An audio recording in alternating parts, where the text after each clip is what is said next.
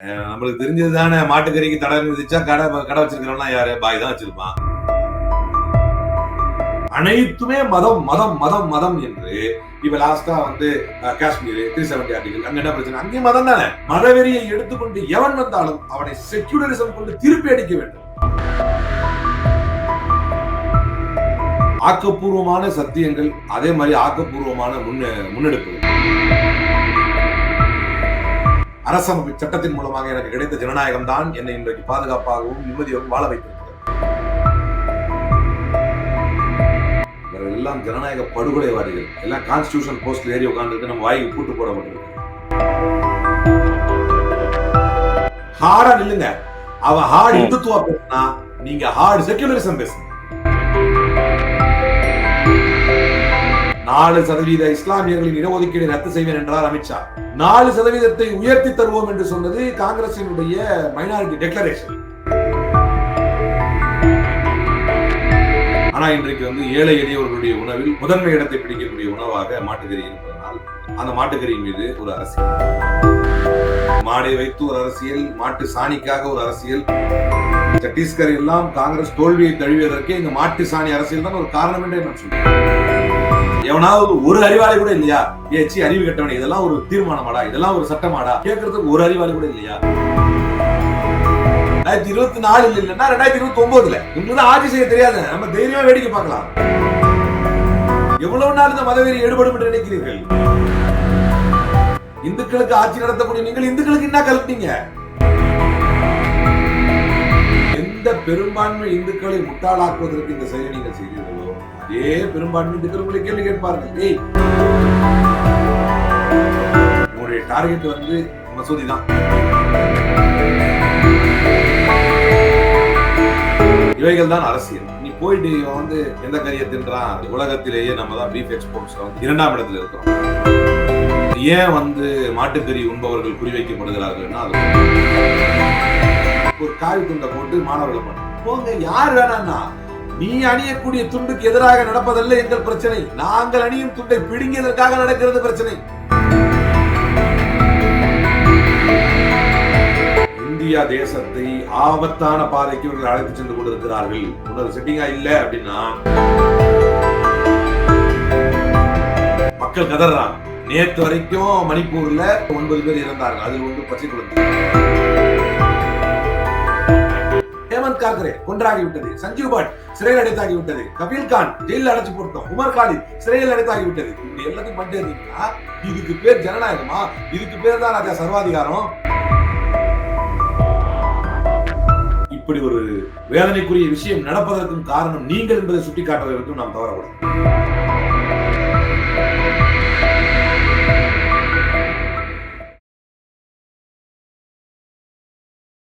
வீட்டமிழ் பார்வையாளர்களுக்கு வணக்கம். இன்று நாம் சந்திக்கும் சிறப்பு விருந்தினர் காங்கிரஸ் சிறுபான்மை அணியின் துணைத் தலைவர் வழக்கறிஞர் திரு ஹலீம் அல் புகாரி அவர்களே. வணக்கம். பல பரபரப்பான அரசியல் சூழல்ல, குறிப்பா அந்த 370 சட்டம் சுப்ரீம் கோர்ட்ல ரத்து சரின்னு சொல்லிட்டோம். பாராளுமன்றத்துல கலர் கொண்டு போய் இடையே நம்ம விவாதத்தை தொடங்கிருக்கோம். நீங்க ஒரு வழக்கறிஞர், உங்ககிட்ட ஒரு 3 கேள்வி நான் கேட்கணும்னு விரும்புறேன்.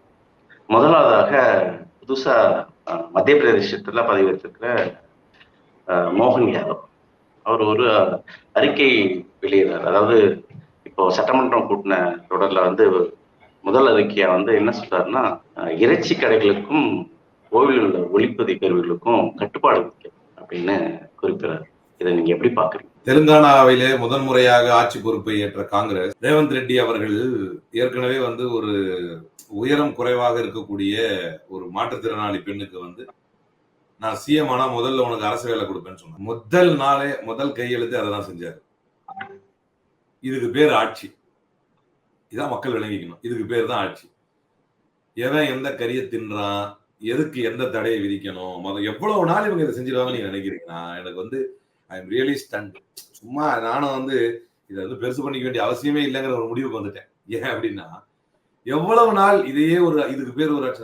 தெலுங்கானா அதே மாதிரி முதல் நாளிலேயே வாக்குறுதிகள் தர என்னென்ன வாக்குறுதிகளை மக்கள் நல திட்டங்களை அறிவித்திருந்தார்களோ அந்த மக்கள் நல திட்டங்களை செயல்படுத்த ஆரம்பித்து விட்டது தெலுங்கானாவிலே அமைந்த புதிய காங்கிரஸ் அரசு. அப்போ கன்ஸ்ட்ரக்டிவ் ப்ராமிசஸ், கன்ஸ்ட்ரக்டிவ் டெவலப்மெண்ட்ஸ், ஆக்கப்பூர்வமான சத்தியங்கள், அதே மாதிரி ஆக்கப்பூர்வமான முன்னெடுப்புகள், இவைகள் தான் அரசியல். நீ போயிட்டு இவன் வந்து எந்த கறியை தின்றான், ரொம்ப சிம்பிளுங்க. நான் என்ன சொல்றேன்னா, உலகத்திலேயே நம்ம தான் பீஃப் எக்ஸ்போர்ட்ஸ்ல வந்து செகண்ட் இடத்துல இருக்கிறோம், 2ஆம் இடத்துல இருக்கிறோம். ஏன் வந்து மாட்டுக்கறி உண்பவர்கள் குறிவைக்கப்படுகிறார்கள்னா அது ரொம்ப ரொம்ப சிம்பிளான ஒரு விஷயம். ஏன் அப்படின்னா, ப்ரொக்யூர்மெண்ட் ரேட்டை வந்து குறைக்கணும் அப்படிங்கிறதுக்காக. மாட்டுக்கறி அபரிவிதமாக கிடைக்குது அப்படின்னு சொன்னா ஆட்டோமேட்டிக்கா அதை நீங்க கொள்முதல் செய்யற ரேட் உங்களுக்கு ஈஸியா கிடைக்கும் எக்ஸ்போர்ட் பண்றதுக்கு. ஆனா இன்றைக்கு வந்து ஏழை எளியவர்களுடைய உணவில் முதன்மை இடத்தை பிடிக்கக்கூடிய, ஒடுக்கப்பட்டவர்கள் சிறுபான்மையினருடைய உணவிலே முதன்மை இடத்தை பிடிக்கக்கூடிய உணவாக மாட்டுக்கறி இருப்பதனால் அந்த மாட்டுக்கறியின் மீது ஒரு அரசியல், அதை வந்து அதை விற்கிறதுக்காகவும் பண்ணாங்க. அது ஒரு பக்கம். இன்னொன்னு வந்து மாடை வைத்து ஒரு அரசியல், மாட்டு சாணிக்காக ஒரு அரசியல். சத்தீஸ்கர் எல்லாம் காங்கிரஸ் தோல்வியை தழுவியதற்கே இந்த மாட்டு சாணி அரசியல் தான் ஒரு காரணம் என்றே நான் சொல்லுவேன்.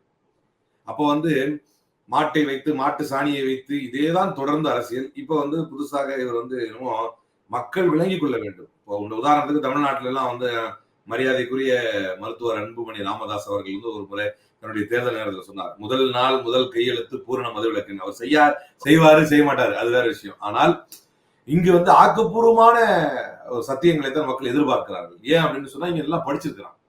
அதாவது இப்ப எம்பி வந்து கௌமுத்ரா ஸ்டேட்ஸ் சொன்னவொடனே எல்லாருக்கும் பொத்துக்கிட்டு வந்துருச்சு. சரி, நியாயம் தான், அன்பார்லிமெண்டரி வேர்டு அது, அந்த இடத்த அதை பயன்படுத்தி இருக்க கூடாது, அந்த மாநிலத்தில் இருக்கிற எல்லாரையுமே அது புண்படுத்தும் என்ற ரீதியிலே அது வந்து தப்பு தான் அப்படின்னு அறிவு விவரம் உள்ள யாருமே அதை ஏற்றுக்குவாங்க, தப்பு தான் அப்படின்னு. அதான் நான் இல்லைன்னு மறுக்கல. ஆனால் இப்படி சொல்வதற்கு காரணம் என்ன, எவனாவது ஒரு அறிவாளி கூட இல்லையா, ஏச்சி அறிவு கட்டவனே, இதெல்லாம் ஒரு தீர்மானமாடா, இதெல்லாம் ஒரு சட்டமாடா கேட்கறதுக்கு ஒரு அறிவாளி கூட இல்லையா? மத்திய பிரதேசம் நான் பல முறை சொல்லி வருகிறேன். மத்திய பிரதேசத்திலே கடந்த சிவராஜ் சிங் சௌஹான் ஆட்சியில் இருந்த போது மத்திய பிரதேசத்திலே காங்கிரஸ் எதிர்கட்சி எழுந்து கேள்வி எழுப்பியது, மத்திய பிரதேசத்தின் மிக முக்கியமான பிரச்சனை எது என்று கேள்வி எழுப்பப்பட்ட போது அதற்கு பதிலளித்த சிந்தியா அவர்கள், இன்றைக்கு மத்திய பிரதேசத்தின் மிக முக்கியமான பிரச்சனை வேலை வாய்ப்பின்மை, படித்த இளைஞர்களுக்கு வேலை வாய்ப்பின்மை தான் இங்கு மிகப்பெரிய பிரச்சனை. சரி, அப்படி என்றால் சட்டமன்றத்திலே நீங்கள் அறிவியுங்கள், எத்தனை பேருக்கு வேலை இல்லாமல் இருக்கிறது என்று அறிவியுங்கள் என்று கேட்டார்கள். உடனே சட்டமன்றத்திலே எத்தனை பேர் வேலை இல்லாமல் இருக்கிறார்கள் என்பதை முறையாக அமைச்சர் அறிவித்தார். சட்டமன்றத்திலே, மத்திய பிரதேச சட்டமன்றத்தில் அறிவிக்கப்பட்டது 32 லட்சம் இளைஞர்கள் வேலை இல்லாமல் இருக்கிறார்கள். 32 lakhs youths are unemployed. 32 lakhs students are unemployed. இந்த படித்த பட்டதாரிகள் 32 லட்சம் பேர் வேலை இல்லாமல் இருக்கிறார்கள். அப்போ மத்திய பிரதேசத்தில் மிகப்பெரிய பிரச்சனை எது? ஏன் எந்த கறியை தின்றாங்கிறது மத்திய பிரதேச பிரச்சனையே கிடையாது. ஏன் எந்த ஒளிபெருக்கில சத்தம் போட்டுக்கிட்டு இருக்கிறாங்கிறது மத்திய பிரதேசத்தில் பிரச்சனையே கிடையாது. மத்திய பிரதேசத்தில் பிரச்சனை என்பது வேலை வாய்ப்பின்மை. வேலை இல்லைன்னா தான். அதான் நான் வந்து ரொம்ப சிம்பிளா, நீங்க இவ்வளவு பெருசா விளக்கம் கொடுத்து ஷார்ட்டா ஒரு விளக்கம் எப்பவுமே தருவானா, அதை சொல்லிடுறேன். என்றைக்கு பசித்தால் மாட்டுக்கறியை பசித்தால் மாட்டு சாணியை உண்ண முடியாது என்பதை இவர்கள் விளங்கிக் கொள்வார்களோ, அது ரொம்ப தூரத்துல இல்ல. பிரெட்டுக்காக அடிச்சுக்கிட்டாலும் இலங்கை இல்ல. அவன் 2 கோடி, நம்ம ஒரு 140 கோடி, வேணா ஒரு 70 மடங்குக்கு அதிகமா. ஆனா அவன் உழுந்து எந்திரிச்சான், உடனே எந்திரிச்சிட்டான். நம்ம உழுந்து எந்திரிச்சா 70 மடங்கு பாதாளத்துல போய் விடுவோம். ஏன்னா நம்ம 70 மடங்கு ஜனத்தொகை கொண்டவர்கள், அவர்களை விட அதிகமாக. அப்ப பசித்தால் உணவுக்கு பதிலாக மாட்டு சாணியை தின்ன முடியாது, தாகித்தால் தண்ணீருக்கு பதிலாக மாட்டு மூத்திரத்தை குடிக்க முடியாது என்பதை மத்திய பிரதேச மக்கள், மத்திய பிரதேசம் மட்டும் இல்ல, எங்கெல்லாம் பாஜகவுக்கு மக்கள் வாக்களித்தார்களோ அங்கெல்லாம் வெகு விரைவாக உணர்வார்கள். அப்போ 32 லட்சம் பேருக்கு வேலை இல்லை என்கிறது கடந்த ஆட்சியிலே கேட்கப்பட்ட கேள்விக்கு தரப்பட்ட பதில். அதற்கு அடுத்து ஒரு கேள்வி கேட்கப்பட்டது, அந்த 32 லட்சம் பேர்ல எத்தனை பேர் வேலை கொடுத்துருக்கீங்க அப்படின்னு. கெஸ் வாட், எவ்வளவு பேர் கொடுத்துருப்பாங்கன்னு நினைக்கிறீங்க? நீங்க சும்மா இல்ல, நீங்களே ஒரு கெஸ் பண்ணுங்களேன், எவ்வளவு பேர் கொடுத்துருப்பாங்கன்னு. அவங்க ஒரு பதில் தந்திருப்பாங்கல்ல, ஒரு 5000. அப்பா ரொம்ப பெரிய மனசு பண்ணி. நான் நிறைய பேர் என்ன செய்வேன், 32 லட்சம் போது ஒரு 15 லட்சம் பேருக்காவது நீங்க கொடுத்துருக்கணும். கண்டிப்பா கண்டிப்பா 10 லட்சம் பேருக்காவது கொடுத்துருக்கணும். கலந்து குடிசையா இருந்தாலும் பரவாயில்லன்னு விவேக் ஸ்டைல் நீங்க சொல்ற மாதிரி ஒரு பூவை பூன்னு சொல்லலாம், புய்ப்பம் சொல்லலாம், நீங்க சொல்ற மாதிரி சொல்லலாம்னு ஒரு 5000 பேருக்காவது கலந்து கொடுத்துருக்கணும். 5000 நான் என்ன நினைக்கிறேன், இதுவே அதிகம்னு நினைக்கிறேன். மத்திய பிரதேசம் இந்த வேலை வாய்ப்புகள் கொடுத்திருந்தா இந்த தமிழ்நாடு நோக்கி மக்கள் வரமாட்டாங்க இல்லையா? அதான் அந்த கோபி சுதாகர் வீடியோ பண்ணும்போது அவங்க மேல கோவம் மட்டும் பட்டாங்க. 100% உண்மை. நாங்க ஓட்டு போட்டோம், கிளம்பிட்டோம் நாங்கெல்லாம் ட்ரெயின்ல தமிழ்நாடு நோக்கி. மடையர்களா இங்க உங்களை எவன் உங்களை இப்ப மக்கள் இதை எப்படி பாக்குறாங்கன்னா, இங்க வடக்கான எல்லாம் இங்க வந்துட்டு வேலை வாய்ப்பெல்லாம் பார்த்துட்டு தேர்தல் நேரத்துல அங்க அவங்க மாநிலத்துக்கு போயிட்டு அவங்களுக்கு ஓட்டு போட்டு வந்துடுறாங்க. அவங்க உணர மாட்டாங்களா? ஐயோ, இதை நான் வந்து நான் வந்து கடவுள் நம்பிக்கை உள்ளவன், நான் வணங்குகின்ற கடவுள் மீது சத்தியமா சொல்றேன், நடந்துச்சு. நான் முடி வெட்டிட்டு இருக்கேன், ஒரு ஆள் பீகார்காரன் முடி வெட்டுறேன். அவன்கிட்ட கேட்கறேன், யாருக்கு பாடி ஓட்டு போடுவேன் அப்படின்னு. அவன் ஃபர்ஸ்ட் என்ன பண்ணான், ஃபர்ஸ்ட் ஒரு கிரிக்கெட் போச்சு டிவியில, உடனே ஹரஹர மகாதேவ், கிரிக்கெட்ல நம்ம இந்தியா டாஸ் ஜெயிக்கணும்னா ரைட்டு, நான் அல்லாஹ் கும்பிடுவேன், அவன் மகாதேவ கும்பிடுவான், அவன் இயேசுவை கும்பிடுவான். ஆனா நான் யாரும் போய் இந்த கிரிக்கெட் ஜெயிக்கிறதுக்காக எல்லாம் கடவுளை கும்பிட்டு இருக்க மாட்டேன், அவ்வளவு பெரிய மடையம் கிடையாது நான். ஏன்னா அதுல நமக்கு ஒன்றும் கிடைக்க போறதும் இல்ல, அதுல கொண்டு போய் மதத்தை கலந்தா அது விஷமா மாறிடும். சமைக்கு நடந்ததெல்லாம் நம்ம பார்த்தோம். சரியா?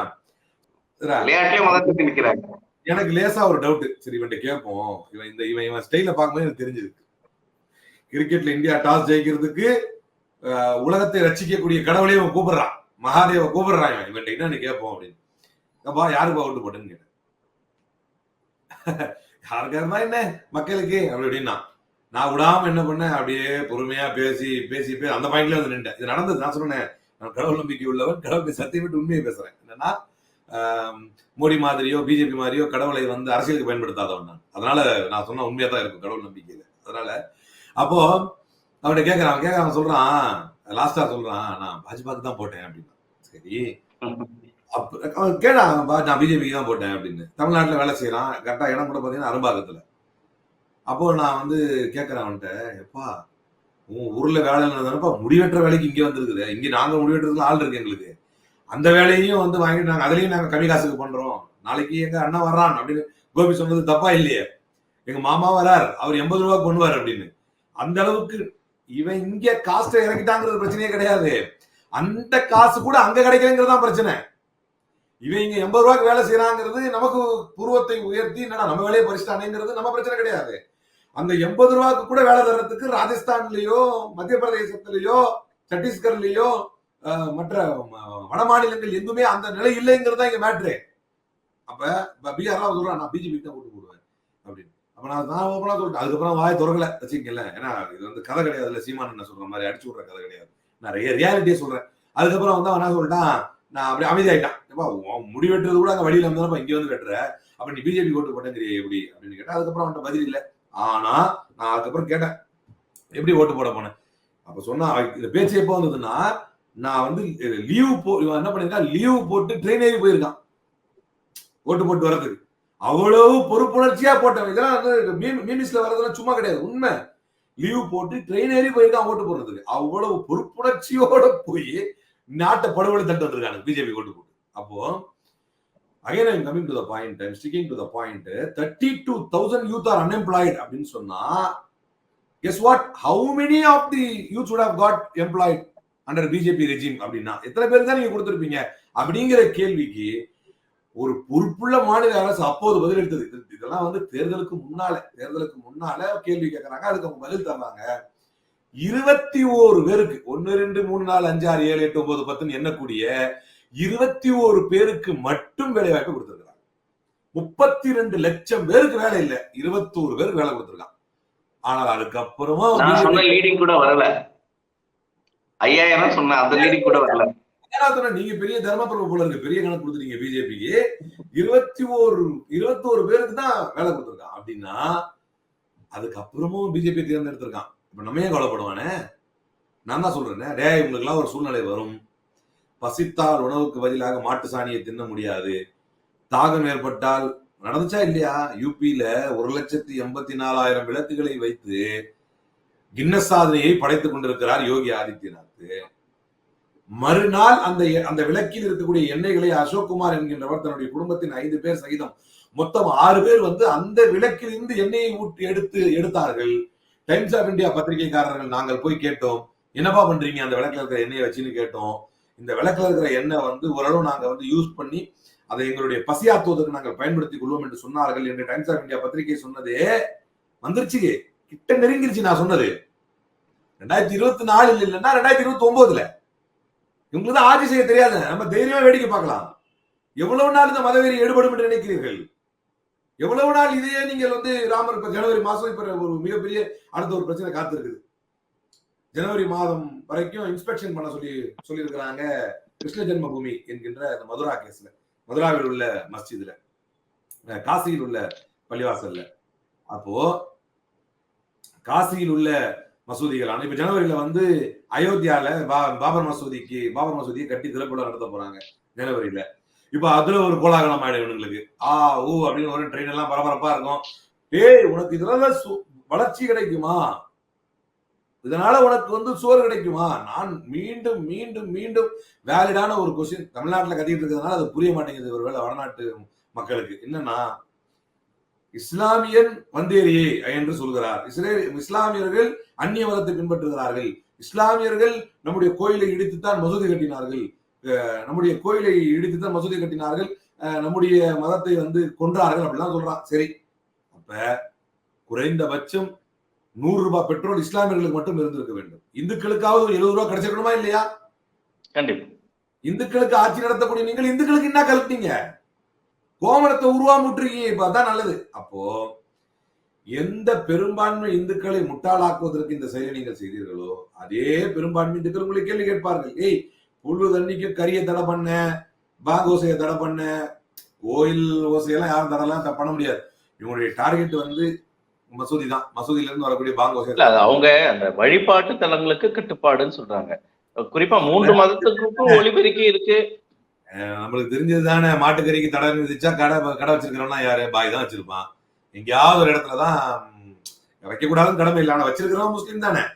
நாங்க எல்லாருக்கும் சொல்றோம், கறி ஹைஜீனிக் தானே சொல்றோம். இது எப்படி இருக்குன்னா, ஒட்டகங்களை அறுப்பதற்கு ஸ்லாட்டர் ஹவுஸ் இல்லைன்னு கோர்ட்டுக்கு போனாங்க. அப்ப கோர்ட் என்ன சொல்லிச்சு, தமிழ்நாட்டுல ஒட்டகத்தை அறுக்கிறதுக்கு ப்ராப்பரான ஹைஜீனிக் ஸ்லாட்டர் ஹவுஸ் தமிழ்நாட்டுல இல்ல, அதனால நீங்க வந்து ஒட்டகத்தை அறுக்கக்கூடாதுன்னாங்க. ஆனா பிரச்சனை, அந்த ஒட்டகத்தை அறுக்கக்கூடாதுன்னு போனவனா இருந்தாலும், அதை நீதிமன்றத்துக்கு எடுத்து சென்றவனா இருந்தாலும் எதுக்காக எடுத்துட்டு போனா?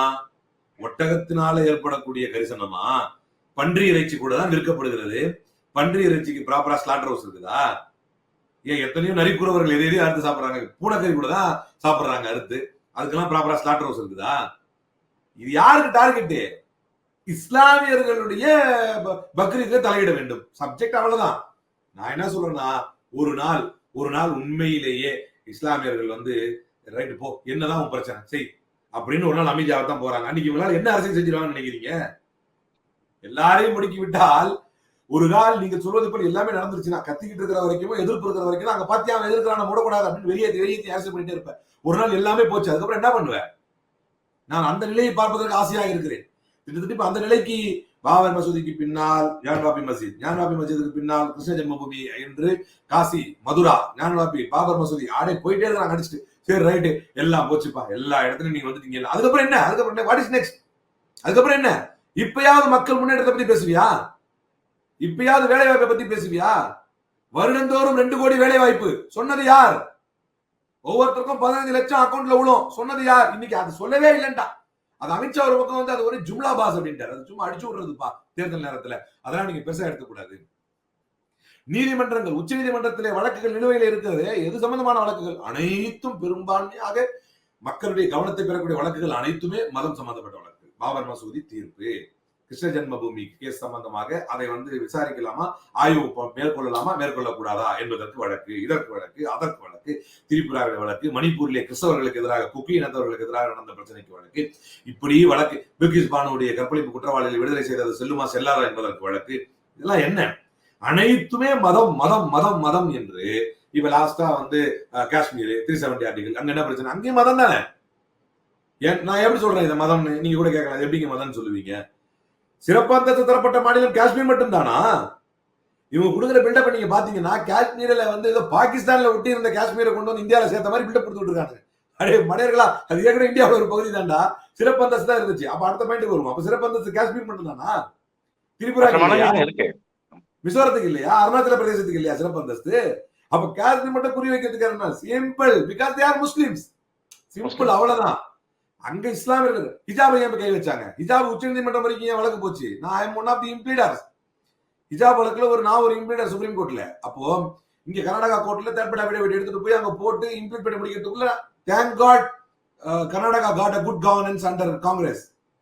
சோ இப்போ வந்து அந்த ஹிஜாபுக்கான பிரச்சனை எல்லாம் நீங்கி போச்சு. இப்ப ஒரு பெண் தலை மீது போடுற துண்டுக்கு எவ்வளவு பெரிய பிரச்சனை பண்ண மக்கள் பார்த்தாங்களா இல்லையா? ஒரு சாதாரண ஒரு பொம்பளை பசங்க போடுற தலைமையில போடுற துண்டுக்கு எவ்வளவு பெரிய they did such a ridiculous thing. என்னன்னா, ஒரு காவி துண்டை போட்டு மாணவர்களை பண்ண போங்க. யார் வேணாம்னா, நீ அணியக்கூடிய துண்டுக்கு எதிராக நடப்பதல்ல எங்கள் பிரச்சனை, நாங்கள் அணியும் துண்டை பிடுங்கியதற்காக நடக்கிறது பிரச்சனை. ஆனா அது அவனுக்கும் தெரியும். அப்புறம் என்ன பண்றான்? போலரைஸ் பண்றான், ஒரு வெறிய விட்டுறான். நீங்க ஹிஜாபுக்காக போறான்னா நாங்க துண்டை போட்டு போராடும் இப்படின்னு அவங்கள வந்து வெறி விட்டுறான். இந்த வெறி எவ்வளவு நாள் ஈடுபடும்? எவ்வளவு நாள் ஈடுபடும்? நான் ரொம்ப சந்தோஷமா திருப்தியாவும் இருக்கிறேன். எவ்வளவு நாள் ஈடுபடும்? எவ்வளவு நாள் ஈடுபடும்? ஒரு கட்டத்துக்கு மேல என்ன கேட்பான்? சோறு பசிக்குது கேட்பான், தாகம், போராட்டம் வெடிக்குமா? இப்ப நான் அன்னைக்கு கூட சொன்னேன், பாராளுமன்றம் என்பது இந்திய தேசத்தின் கோவில், ஒரு ஜனநாயக நாட்டின் கோவில் என்பது பாராளுமன்றம். அதில் எவ்விதத்திலும் வன்முறையில் ஈடுபடுபவர்களோ தகாத முறையில் தாவி குதிப்பவர்களையோ ஒருபோதும் நான் அங்கீகரிக்க முடியாது, ஏற்றுக்கொள்ள முடியாது. வன்மையாக அது கண்டிக்கத்தக்கது, மிக வன்மையாக கண்டிக்கத்தக்கது, அதில் மாற்றத்தில். ஆனால் இப்படிப்பட்ட போராட்டங்கள் எதனால் எழுகிறது என்னும் போது அந்த பிரச்சனை எழுந்த மாத்திரத்தில் நான் முதலாக ஒரு நேர்காணல் கொடுக்கும்போது 2 கோணங்களை வைத்தேன். ஒண்ணு, இவங்களுடைய செட்டிங்கா இருக்கணும், அது இல்லை. ஏன்னா இவங்க செட்டிங் பண்ணி மக்களை டைவர்ட் பண்ற ஆளுங்க தான். ஒண்ணு இவங்களுடைய செட்டிங்கா இருக்கணும். அப்படி இல்லைன்னா இந்தியா தேசத்தை ஆபத்தான பாதைக்கு இவர்கள் அழைத்து சென்று கொண்டிருக்கிறார்கள். ஒன்னு செட்டிங்கா இல்லை அப்படின்னா மக்கள் கதறான். நேற்று வரைக்கும் மணிப்பூர்ல முந்தா நேத்து மணிப்பூர்ல 9 பேர் இறந்தார்கள். அதில் 1 பச்சை குழந்தை. பிரச்சனை ஓடிக்கிட்டு தான் இருக்கு. ஆனா மணிப்பூர்ல எதுவுமே நடக்காத மாதிரி மூடி மறைக்கிறான். காஷ்மீர்ல ஆண்ட கட்சி எதிர்கட்சி முஃப்தி மெஹபூபா, உமர் அப்துல்லா 2 பேரும் சேர்ந்து 370 ஆர்டிகல் அப்ரிகேட் பண்ணதுக்கு எதிராக தான் கருத்து சொல்றாங்க. யாராவது ஒரு குழு காஷ்மீர்ல இருக்கக்கூடியவங்க வந்து மோடி அரசு செஞ்சது சரிதான் அப்படிங்கறத நம்புறதா இருந்தா அதை பிடிச்சி இவ்வளவு அரசியல் பண்ணுவாங்க. அரசியல் அப்படி பண்ண முடியாது. ஏன்னா 100% எல்லா மக்களும் அதுக்கு எதிராக இருக்கிறாங்க. முடிஞ்சாச்சு, கோர்ட்டை வச்சு தீர்ப்பு வாசிச்சாச்சு. பாபர் மசூதி கோர்ட்டை வச்சு தீர்ப்பு வாசிச்சாச்சு. எல்லாத்துக்கும் கோர்ட்டை வச்சு தீர்ப்பு வாசிச்சாச்சு. எல்லாத்துக்கும் நீதிமன்றத்தை வச்சு எல்லாருக்கும் பதில் சொல்லியாச்சு. நான் மோடி குற்றமற்றவர், எஹ்சான் ஜாஃபரி வழக்கில் மோடி குற்றமற்றவர், கோர்ட்டை வச்சே சொல்லியாச்சு. நீதிமன்றத்துக்கு நீதி கேட்டு நீதிமன்றம் சென்றவர்கள், கொலை குற்றவாளியை தண்டிக்க வேண்டும் என்று நீதிமன்றம் சென்றவர்கள், எஹ்சான் ஜாஃபரிக்கு ஆதரவாக சென்றவர்கள், தீஸ்தா செல்வாட் நீதிமன்றத்தின் மூலமாகவே அவரை சிறையில் அடைத்தாகிவிட்டது. சட்டத்தை பயன்படுத்தி அவரை சிறையில் அடைத்தாகிவிட்டது. எதிர்கேள்வி கேட்ட ஹரேன் பாண்டியா மர்மமான முறையில் கொன்றாகிவிட்டது. Loya, who guilt judge Loya book இருக்குது, அந்த அளவுக்கு ஒரு நீதிபதியை கொன்றாகிவிட்டது. ஹேமந்த் கார்கரே கொன்றாகிவிட்டது. சஞ்சீவ் பட் சிறையில் அடைத்தாகிவிட்டது. கபில் கான் ஜெயிலில் அடைச்சு போட்டோம். உமர் காலித் சிறையில் அடைத்தாகிவிட்டது. இப்படி எல்லாத்தையும் பண்ணிட்டு இருந்தீங்கன்னா இதுக்கு பேர் ஜனநாயகமா? இதுக்கு பேர் தான் ராஜா சர்வாதிகாரம். அப்ப இப்படி தொடர்ந்து நடக்குமே ஆனால் மக்கள் பாராளுமன்றத்தை நோக்கி ஓடி வருவது, பாராளுமன்ற மாண்புகள் கெடுவதற்கு காரணமாக இருப்பது நீங்கள் தான். அதை வன்மையாக கண்டிக்கத்தக்கது, அதை ஏற்க முடியாது, அதை ஆதரிக்க முடியாது, அதை ஊக்குவிக்க முடியாது. அது முறையும் அல்ல. அப்படி உங்களுடைய கோரிக்கைகள் நீங்க வந்து கோரிக்கை முன்வைக்கவும் முடியாது, அது மாற்று கருத்து இல்லை. ஆனால் இப்படி ஒரு வேதனைக்குரிய விஷயம் நடப்பதற்கும் காரணம் நீங்கள் என்பதை சுட்டிக்காட்டுவதற்கும் நாம் தவறக்கூடாது. ஏன்னா அடக்கி வைக்கிறீங்க, யாருடைய கருத்தையும் சொல்ல முடியாம. ஒரு காஷ்மீர் விவகாரம் எடுத்துக்கங்களேன், ஒரு காஷ்மீர் விவகாரம் உதாரணத்துக்கு எடுத்துக்கங்க. 370 ஆர்டிகல் அந்த மக்களின் கருத்துக்கு எதிராக அப்ரிகேட் பண்றாங்க, ரிவோக் பண்றாங்க. அப்படி ரிவோக் பண்ணா குறைஞ்சபட்சம் நம்ம நினைக்கிறோம் ஜனநாயக அமைப்பு என்பது ரொம்ப அழகானது, கண்டிக்கிறோம் ரோட்டை நின்று கத்திட்டு வந்துட்டோம்னா அதுல வந்து சைக்காலஜிக்கா ஒரு சின்ன ஒரு குறுகிய அளவு மன திருப்தியாவது கிடைக்கும். அதை கூட கொடுக்காமல் விட்டார்கள் காஷ்மீர் மக்களுக்கு. உடனே கர்ஃபியூ போடு, யாரும் வெளியே வரக்கூடாது, ஏன்னா நாங்க எங்க கருத்தை சொல்றோம், போடு, அரசியல் தலைவர்கள்லாம் லாக் பண்ணு, ஏங்க நீதிமன்றத்துக்கு போறோம், கோர்ட்டுக்கு வா, கடைசி நீதிமன்றம் இப்படி தீர்ப்பு கொடு. அவர்கள் அரசியல் ரீதியாகவும் போராட முடியாது, சட்டப்பூர்வமாகவும் கருத்து சொல்ல முடியாது, மீடியாவுக்கும் அந்த அலோடு கிடையாது, வெளியே வந்தா சுட்டு தள்ளுவான். இப்படி எல்லாத்தையும் பார்த்துட்டு தான் லாஸ்டா என்ன ஆகும்? ஒரு கொதிநிலை ஏற்படுமா ஏற்படாதா? ஏற்படும். இன்றைக்கு அந்த பெண்கள்ல ஒரு பெண் வந்து ஏதோ மணிப்பூருக்காக நீதி கேட்கிறேன் அப்படின்னு சொல்றா, இன்னொருத்தர் வந்து வேற எதுக்காக சொல்றாரு. இப்ப இதெல்லாம் ஏன் அப்படின்னு சொன்னா, கண்ணுக்கு முன்னாக broad daylight massacre of democracy is being carried out. பட்டப்பகல் ஜனநாயக படுகொலை நடத்தப்பட்டுக் கொண்டிருக்கிறது. பட்டப்பகலிலே ஜனநாயகம் படுகொலை செய்யப்பட்டுக் கொண்டிருக்கிறது. அதை பார்க்கின்ற மக்கள் வேதனை. நம் போன்று ஜனநாயகத்தை நேசிக்கக்கூடிய, ஜனநாயகத்தால் மட்டுமே கல்வி பெற்று, ஜனநாயகத்தால் மட்டுமே உரிமை பெற்று, ஜனநாயகத்தால் மட்டுமே சிறுபான்மையாக இருந்தாலும் பாதுகாப்பாக வாழ்கிறோம் என்றால் புரட்சியாளர் அம்பேத்கர் வகுத்து கொடுத்த அரசமைப்பு சட்டத்தின் மூலமாக எனக்கு கிடைத்த ஜனநாயகம் தான் என்னை இன்றைக்கு பாதுகாப்பாகவும் நிம்மதியாகவும் வாழ வைத்திருக்கிறது. அதை குழி தோண்டி புதைத்துக் கொண்டிருக்கிறார்கள். அதில் ஒரு பகுதிதான் இந்த கரிதடை. இதெல்லாம் தேவை கிடையாதுங்க, இதெல்லாம் ரைட்ஸுங்க. அவன் எதையாவது திண்டு போறான், அதான் சொல்றேன். அதை விட முக்கியமான விஷயங்கள் எவ்வளவோ இருக்கு. அதோட முக்கியமான இங்க மட்டும் வந்துடுறானுங்க கேமரா தூக்கிட்டு, மழை வெள்ளம் வந்துச்சா வாடிச்சா இல்லையா, இங்கிலாந்துல மழை பெஞ்சது இப்படி இருந்துச்சு, இவனெல்லாம் எங்க போனானுன்னு தெரியல. இதுக்கு முன்னால கஷ்டம் தான், அது வேதனை தான், அது அரசே மறுக்கலையே. ஆனால் இங்கெல்லாம் பிஜேபி தமிழிசை வந்து அண்ணன் உதயநிதி ஸ்டாலினுக்கு பதில் சொல்ற வீடியோ ஒன்று பார்த்தேன். சும்மா அரெஸ்ட் பண்ணாங்களா அவங்க செந்தில் பாலாஜிய, அப்ப அவர் மட்டும் தப்பு பண்ணலையா, அப்பா வீட்டு காசையா கேக்குறீங்கன்னா அவர் கட்டுக்கட்டா காசு வச்சு இது பண்ணாருன்னு. உங்க ஈடியவே அரெஸ்ட் பண்ணிருக்காங்களே, இப்ப அதுக்கு என்ன பதில் சொல்லுவீங்க?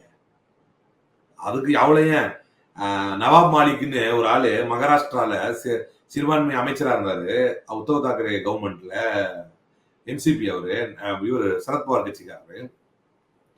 அவரை வந்து கொஞ்சம் ஷார்ப்பா இருக்கிற ஆளுன்னு சொல்லி அரெஸ்ட் பண்ணி உள்ள போட்டாங்க. 1.5 வருஷம் ஆகி போச்சு அவர் ஜெயிலுக்கு போய். கடந்த வாரம் வெளியே வந்தாரு. ஈடி தான் அரெஸ்ட் பண்ணுச்சு. ஏதோ தாவூத் இப்ராஹிம் கூட எல்லாம் தொடர்பு வச்சு இடம் வாங்கினாரு, தாவூத் இப்ராஹிம் குடும்பத்தோட எல்லாம் பணம் பரிவர்த்தனை செஞ்சு கொண்டாரு அப்படின்லாம் ஈடி காரணம் காட்டி அவர் அரெஸ்ட் பண்ணுச்சு. 1.5 வருஷம் ஜெயிலில் இருந்துட்டாரு. வந்த உடனே இப்ப பிஜேபி அலையன்ஸ் பார்ட்டியில இருக்கிற அஜித் பவார் கூட சேர்ந்துட்டாரு. இப்ப எப்படிமா தமிழிசை சவுந்தரராஜன் நான் கேட்கிறேன், இது எப்படி? இது என்ன ரகம்? சோ இவர்கள் எல்லாம் ஜனநாயக படுகொலைவாதிகள். எல்லாம் கான்ஸ்டிடியூஷன் போஸ்ட்ல ஏறி உட்காந்துட்டு நம்ம வாய்க்கு பூட்டு போடப்பட்டிருக்காரு. குறிப்பா இந்த 5 மாநில எலெக்ஷன் வந்துதான் அவங்கள ரொம்ப பலம் வாய்ந்த கட்சியா மாத்திடுச்சோ. ஏன்னா மத்திய பிரதேசத்துல 116க்கு 163 அடிச்சிருக்காங்க. 2018 இதே 5 மாநில தேர்தல் நடந்தது. அப்போது காங்கிரஸ் ராஜஸ்தான், மத்திய பிரதேசம், சத்தீஸ்கர் 3 மாநிலத்தையும் அடித்தது. அப்போது சொன்னார்கள் செமிஃபைனல்ல காங்கிரஸ் ஜெயிச்சிருச்சு, 2019 ஃபைனல்லையும் காங்கிரஸ் தான் ஜெயிக்கும் அப்படின்னாங்க. அதுக்கப்புறம் தான் மத்திய பிரதேசத்துல இந்த ஜோதிராதித்ய சிந்தியா துரோகத்தின் பிறகு ஆட்சி கவிழ்ந்தது, கமல்நாத்துடைய ஆட்சி கவிழ்ந்து அவங்க மத்திய பிரதேசத்துல மாறினாங்க. சத்தீஸ்கர் கண்டினியூ ஆச்சு, அசோக் கெலாட் கண்டினியூ ஆனாரு. ஆனா 2008 செலக்ட் ஆனது 3மே வந்து நம்ம தானே, 3க்கு 3 நம்ம தான் அடிச்சோம். இன்னைக்கு 3 இவங்க அடிச்சிருக்கிறது, 3 நம்ம தான் அடிச்சோம். ஆனால் 2019 பாராளுமன்ற தேர்தல் வேறு விதமாக இருந்தது. அசுர பலத்தோட பாஜக மக்கள் வரவேற்றார்கள். இது இந்த தேர்தல் என்பது வேற மாதிரியாக இருக்குது. இப்ப அதுலயும் இன்னொரு முக்கியமான விஷயம் என்னன்னா, சத்தீஸ்கர்லயும் சரி, ராஜஸ்தான்லயும் சரி, மத்திய பிரதேசத்திலே வந்து என்னுடைய கருத்து நான் ரொம்ப ஓப்பனாக சொல்ல விரும்புவேன். ஒரு சாமியாருக்கு பின்னால வந்து கமல்நாத்துடைய மகன் சுத்திக்கிட்டே இருந்ததை வந்து மக்கள் ஏற்கல. அசோக் கெலாட்டுடைய இந்த விடாப்புடியான பண்பை வந்து மக்கள் ஏற்கல. உங்களோட சர்க்கிள் அதுலதான். ஆமா, அதே மாதிரி வந்து சத்தீஸ்கர்ல வந்து சாணிக்கு 50 ரூபா தரேன், இதெல்லாம் ஒரு அறிவிப்பாயா? whenever there is a choice between soft and hard, maximum of the people will opt for hard. இதான் கருத்து. பாஜக தேர்தல் இருக்கைக்கும் முன்னாடி காங்கிரஸோட தேர்தல் இருக்கை செல்லலையோ? செல்லாது. அது எப்படி செல்லும்? அந்த இடத்துல வந்து நான் வந்து மாட்டு சாணியை எடுத்துக்கிறேன், இதெல்லாம் வந்து அறிக்கை கிடையாதுங்க.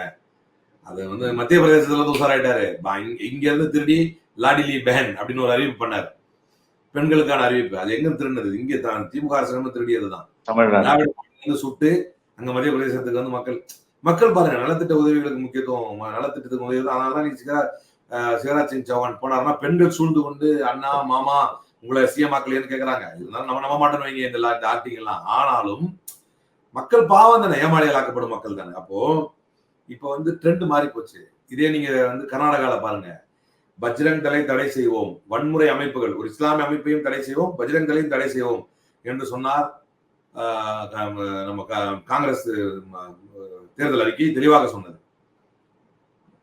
பிரதமரே துப்பகட்டின்னு உள்ள குதிச்சு ஜெய் பஜ்ரங் பலியை கேவலப்படுத்திட்டாங்களேன்னார். அதை அப்படியே மதமாக்கினார். ஆனா எடுத்த முடிவுல காங்கிரஸ் தெளிவாக இருந்துச்சு, பஜ்ரங்கில் தடை செய்யறது தான் அப்படின்ச்சு. மக்கள் யாருக்கு ஆதரவு கொடுத்தாங்க? ஹார்டா நில்லுங்க. அவன் ஹார்ட் இந்துத்துவா பேசினா நீங்க ஹார்ட் செக்குலரிசம் பேசுங்க. ஹார்ட் செக்குலரிசம் பேசணும். தலைவர் ராகுல் காந்தி ஹார்ட் செக்குலர். नफरत छोड़ो भारत जोड़ो, नफरत के बाजार में मोहब्बत की दुकान खोल रहा हूं. செக்குலரிசம் தென்னிந்தியாவிலையும் ஹிந்து ராஷ்டிரம் வந்து வட இந்தியாவிலும் அப்படிதானே பிரிக்கப்பட்டது. அப்ப அமித்ஷா அப்படிதான் சொல்றாரு, நீங்க தென்னிந்தியாவும் வட இந்தியாவும் பிரிக்கிறீங்க அப்படின்னு. அப்ப நீங்க வந்து மத்திய பிரதேசத்துல சொன்னீங்க. அதை குறிப்பிட்டு இன்னொரு வார்த்தை என்ன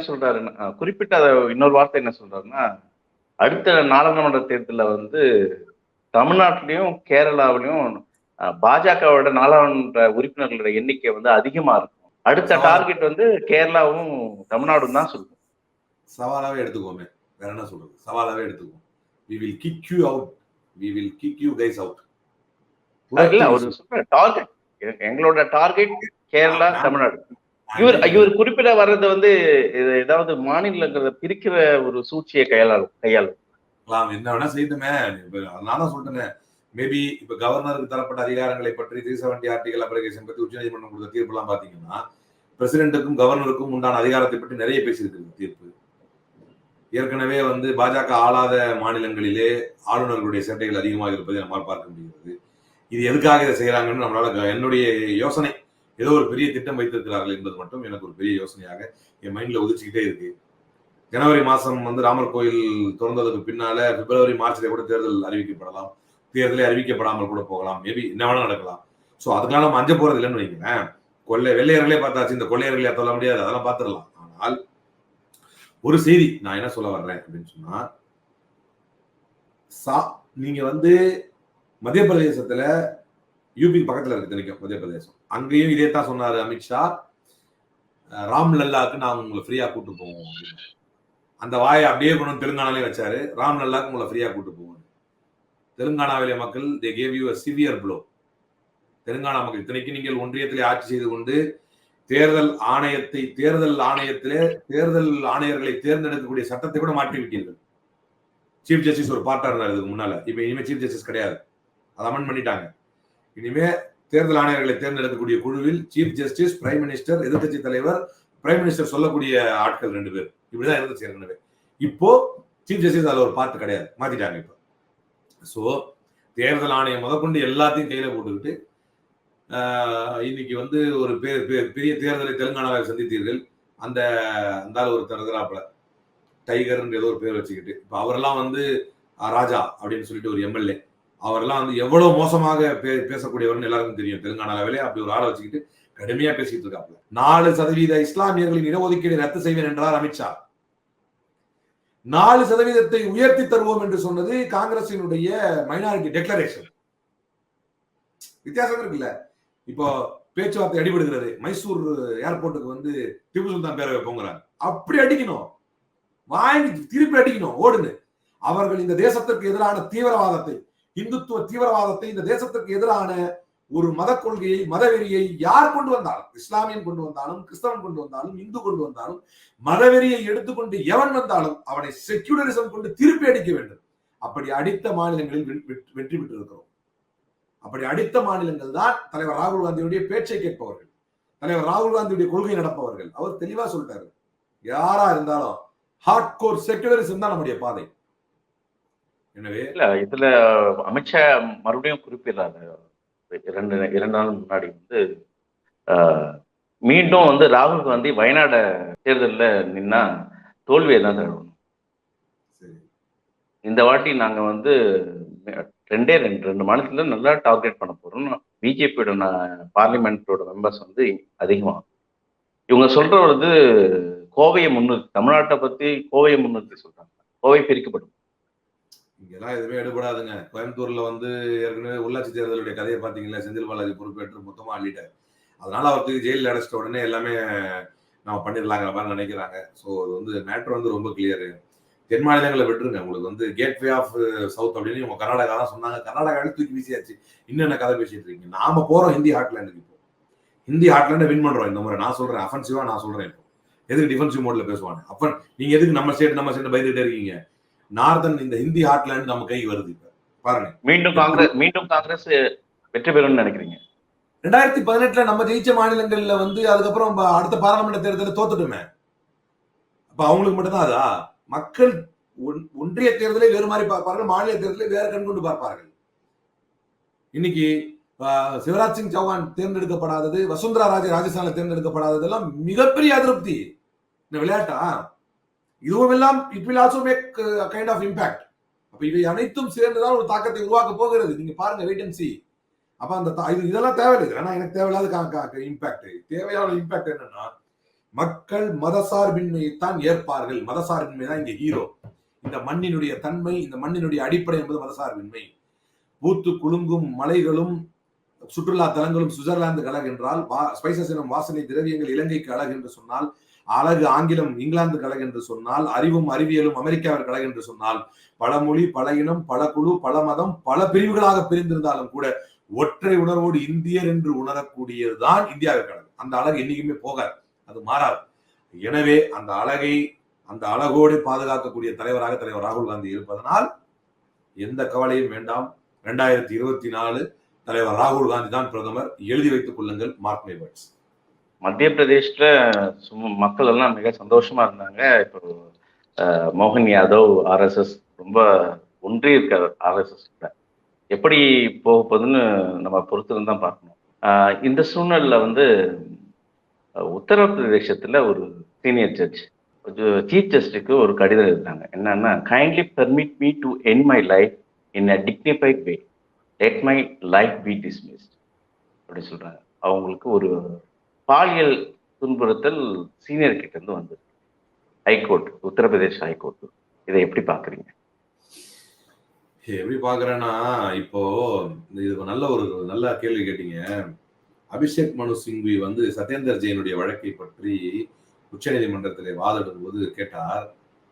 குறிப்பிட்ட ஒரு நீதிபதி, விலாயம் திரிவேதி என்கின்ற மரியாதைக்குரிய நீதிபதி அவர்களிடத்திலே இந்த வழக்கு வருவது நியாயமே இல்லை, இந்த வழக்கை ஏற்கனவே விசாரித்த நீதிபதி இவரும் இல்லை, உச்ச நீதிமன்ற நீதிபதி தான் மாஸ்டர் ஆஃப் ரோஸ்டர் என்பதனால் நீங்கள் இதற்கு பதில் சொல்ல வேண்டும் என்று கேள்வி கேட்டபோது, இது விதிமுறைகளை பின்பற்றித்தான் இது செய்யப்படுகிறது அல்லது விதிமுறைகளுக்கு மீறித்தான் இதை வந்து செய்யப்படுகிறது என்று ஏதாவது ஒரு பதிலை சொல்லியிருக்க வேண்டிய நீதிபதி அவர்கள், உச்ச நீதிமன்ற தலைமை நீதிபதி அவர்கள் அதற்கு பதிலே சொல்லவில்லை. இன்றைக்கு நீதித்துறை, அதை தான் நான் பாயிண்ட்டுக்கு வர்றேன். சத்யேந்தர் ஜெயின் வழக்கு மட்டுமல்ல, சத்யேந்தர் ஜெயின் வழக்கு, செந்தில் பாலாஜி வழக்கு, எடப்பாடி பழனிசாமியுடைய வழக்கு, டிடிபி பார்ட்டியின் தலைவராக இருக்கக்கூடிய சந்திரபாபு நாயுடைய வழக்கு, DK சிவகுமாருடைய வழக்கு, திரிபுராவுடைய வழக்கு, UAPA வழக்கு, உமர் காலிதுடைய வழக்கு, இந்தியாவில் அதிமுக்கியத்துவம் வாய்ந்த 9 வழக்குகள் ஒரே நீதிபதியிடத்திலே குவிந்திருக்கிறது. நீதிபதிகளையே இவர் நம்மளுக்கு வேண்டப்பட்டவர் வேண்டப்படாதவர் என்பது போல AS போபண்ணா போன்ற மூத்த நீதிபதிகள் யாருமே வாய் திறப்பதே கிடையாது. இதுக்கு முன்னாலேயே 3 நீதிபதிகள் வந்து பிரஸ் மீட் கூட்டி பேசினதெல்லாம் உங்களுக்கு நினைவிருக்கும் என்று நினைக்கிறேன். இந்திய வரலாற்றிலே நடக்காத நிகழ்வுகள் அத்தனையும் நம்ம வந்து ஒரே பிரேக்கிங் நியூஸா மோடி ஆட்சியில பார்த்தாச்சு. எனவே நீதிபதிகளுக்கு பாலியல் தொல்லை தரப்படுவது, உத்தரப்பிரதேசத்திலே பாலியல் என்பது வந்து சகஜமான விஷயம். ஏன்னா ஒரு MLA, உத்தரப்பிரதேசத்திலே பாஜக MLA உன்னாவிலே கற்பழிப்பு நடந்த போது, உன்னாவ் கற்பழிப்பப்போ அலகாபாத் ஹைகோர்ட் என்ன கேட்டுச்சுன்னா, நீங்க அக்யூஸ் ஏன் என்ன செக்யூர் பண்ணாம இருக்கீங்க, ஏன் என்ன அரெஸ்ட் பண்ணல அந்த MLA-ன்னு கேட்கும்போது, the government stands in this particular case would force the court to declare that law and order has collapsed in the state என்று சொல்றாரு. என்னத்த சொல்றது, கொலாப்ஸ் தான். இன்னைக்கு ஜெயில இருக்கக்கூடிய எனக்கு பாதுகாப்பு வேணும் அப்படின்னு சொல்லி முக்தார் அன்சாரியும் அத்திக் அஹமதுடைய பையனும் கேட்கறாங்க. ஜெயிலுக்குள்ள எப்படிங்க பாதுகாப்பு தர முடியும்? அந்த அளவு நிலைமை ஆகி போச்சு. ஜெயில இருந்து இது நான் என்ன ஒரே ஒரு ரொம்ப லாஜிக்கா ஒரு கொஸ்டின் கேட்கவா? ஒரு முதலமைச்சர் பாராளுமன்ற சட்டமன்றத்தில் நின்று கொண்டு, உத்தரப்பிரதேசத்தில் நீங்க கேட்கிற அதே உத்தரப்பிரதேசத்திலே நின்று கொண்டு ஒரு முதலமைச்சர் சட்டம் ஒழுங்குக்கு எங்க மரியாதை இருக்கும்? ஜட்ஜு பாலியல் தொல்லை தரமாட்டானா என்ன? தரதான் செய்வான். ஏன்னா சட்டமன்றத்தில் நின்று கொண்டு ஒரு முதலமைச்சர் பேசுகிறார், மிட்டிமே மிலாதேங்க அப்படின்னு சொல்றாரு, நான் வந்து மண்ணோட மண் ஆக்கிடுவேன் அப்படின்னு சட்டமன்றத்தில் பேசுறாரு. இப்படி ஒரு வார்த்தையை யோகி ஆதித்யநாத் என்ன சொன்னாங்க, இங்க வந்து பெண்களுக்கான ஹராஸ்மெண்ட் இருக்காது, நாங்க பெண் தெய்வங்களை கடவுளா வணங்குறோம். உன்னாவ எங்க நடந்துச்சு? ஹத்ராஸ் எங்க நடந்துச்சு? பெண்ணுடைய பாடியை கூட வீட்டுக்கு தராம 2 மணிக்கு கொளுத்தி தூக்கி போட்டீங்களே, அது எங்க நடந்துச்சு? அந்த தாக்கூர் இனத்தவரை பாதுகாத்தீங்களே, அது எங்க நடந்துச்சு? பாதிக்கப்பட்ட பெண்ணுடைய வீட்டுக்கு சுற்றி CISF பாதுகாப்பு போட்டு பத்திரிகையாளர் கூட போகணும் மாதிரி பண்ணீங்களே, அது எங்க நடந்துச்சு? அதை வந்து பத்திரிகையில வந்து இப்ப எடுக்க போனா அப்படிங்கிறதுக்காக இவனை வந்து கேரளாவை சார்ந்த அந்த பத்திரிகையாளர் தூக்கிட்டு போய் ஜெயில வச்சு UAPA போட்டீங்களே, அது எங்க நடந்துச்சு? இதெல்லாம் எங்க நடக்குது? UP தான் நடந்துகிட்டு இருக்கு. அப்போ உத்தரப்பிரதேசத்திலே நான் தான் ஒரு உதாரணம் கேட்க வந்தேன், அது கூட நீங்க குறிப்பிட்டீங்க. என்னன்னா, தமிழ்நாட்டில் நம்முடைய முதல்வர் சட்டமன்றத்திலே நான் மண்ணோட மண் ஆக்கிடுவேன் அப்படின்னு பேசிட்டு ஊடகங்கள் சும்மா விட்டுருவாங்களா? இல்ல பிஜேபி வெறும் சொற்ப சில்லற 4 MLA தான், அது பிரச்சனை இல்லை. ஒரு அதிமுகவும் மத்தவங்களும் சும்மா இருந்துருவாங்களா? தமிழ்நாட்டுல அப்படி முதலமைச்சர் அப்படி பேசிட்டாரு. பேசிட்டு ஒரு 10-20 நாள் கழிச்சு உண்மையிலேயே ஒரு 2 ரவுடிங்க வந்து, எந்த ரவுடியை அவர் குறிப்பிட்டு சொன்னாரோ அதே ரவுடிகள் வந்து நீதிமன்ற காவலிலே இருக்கும் பொழுது அவர்கள் வந்து ஜெயில இருந்து வரும்போது, மெடிக்கல் செக்அப் வரும்போது பாயிண்ட் பிளாக்ல வச்சு சுட்டாங்கன்னு வைக்கிறேன். தமிழ்நாட்டுல என்னங்க விளையாடுறீங்க? யூபிலாம் ஒரு அரசாங்க, யூபிலாம் ஒரு கவர்மெண்ட் நடத்துறதுலாம் ஒரு முறையாங்க. யூபி எல்லாம் வந்து நீதி கிடைக்குமா? அதெல்லாம் கிடைக்காது. டு பி வெரி ஃப்ராங்க், உன்னாவ கற்பழிப்பில் ஈடுபட்டவர் நீதி கிடைச்சதா? அவங்க அப்பா தான் செத்து போனாரு, அவங்க வக்கீல் செத்து போனாங்க, ஆக்சிடென்ட்ல இறந்தாங்க எல்லாரும். அத்ராசிலே கற்பழிக்கப்பட்ட அந்த குடும்பத்து பெண்கள், அந்த பெண்ணுடைய தாய் வந்து குடும்பத்து பெண் கற்பழித்து கொலை செய்யப்பட்டது கூட பெரிய விஷயம் இல்ல. அந்த உடலை கிடைக்க விடாம பண்ணானுங்களே, அதுக்கு அந்த தாய் அந்த போலீஸ் ஜீப் மேல விழுந்து அழுதாங்களே, என் கண்ணுல நிக்குது இன்னும் அது. அதை வந்து கவர் பண்ண போன சித்திக் காப்பான தூக்கிட்டு போய் யூஏபியில போட்டாங்களே, எங்க நீதி கிடைக்கும்? யூபியில நீதி கிடைக்குமா? யூபியில நீதி கிடைக்கும்? அத்திக் அகமதையும் அவன் தம்பி அஷ்ரப் அகமதையும் நடு ரோட்ல நாய் சொல்ற மாதிரி சுட்டாங்களே, அவனாவது கேங்ஸ்டர் இருந்துட்டு போட்டோம், அது கூட நம்ம பெருசா பேசிக்க தேவையில்லை. ஆனாலும் சட்ட ஒழுங்கு சீர்கேடு, சட்ட ஒழுங்கு சீர்கேடு தானே. உயிர் எடுக்கக்கூடிய அதிகாரம் யாருக்கு இருக்கு? அப்போ அதான் சொல்றேன், 1,84,000 விளக்கு வச்சு பண்றன்ற மறுநாளே பசிப்பட்டினியில இருந்து மக்கள் அதை எடுத்து குடிக்கிறான். யூபியில எல்லாம் நாறுதுங்க ஆட்சி. அகைன் மதவாதம் பேசி பேசி திரும்ப 2வது வாட்டி ஆட்சிக்கு வந்துட்டாங்க. So don't worry. அந்த ஜட்ஜ் குறிப்பிட்டாங்க, அந்த ஜட்ஜ் குறிப்பிட்டாங்கன்னா no will to live in you. அதான் என்ன நடக்குங்க, இன்னும் நிறைய பார்க்க வேண்டியிருக்கு. There are lot more to come, just wait and watch. நிறைய வரும், சீரியஸா சொல்றேன். மேபி அதை பார்க்கறதுக்கு இந்த ஆட்சி பல பிரேக்கிங் நியூஸ் நீங்க சொன்ன மாதிரி எதிர்பார்க்கலாம். பல பிரேக்கிங் எதுவுமே நான் அசரவே மாட்டேன்.